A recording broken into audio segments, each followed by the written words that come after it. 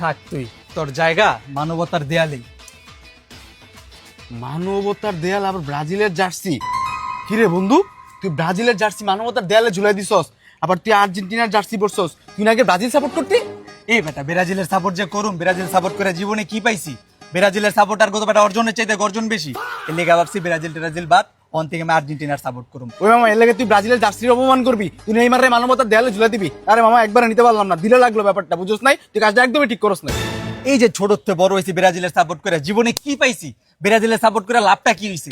এই পর্যন্ত দুই চোখে কাপলুতে দেখলাম না। বাপদাদা আমল করা কাপলু ছিল, ও ডিলে লাফালাফি। তারপরে তুই দেখ, ওয়ার্ল্ড কাপের প্রথম ম্যাচ খেলা গেল, এটাও জিততে পারে না, করে ড্র। ব্রাজিলের স্টার প্লেয়ারের নাম নেইমার, হয়তো মাঠে কম খাটে বেশি খেলে, কিছু হলে ইনজুরি। ওই খেলবো না কবে তুই আমারে ক। তারপরে তুই আমারে দেখ, আমার ফেভারিট কোল্ড ড্রিঙ্কস আছিল 7 আপ। ব্রাজিল 7টা গোল খাওয়ার পরে তো আমি 7 আপ খাইতেই পারি না। জার্সি পুরা বাইরেলেই মানুষ হাতে একটা 7 আপ ধরায় দেয়।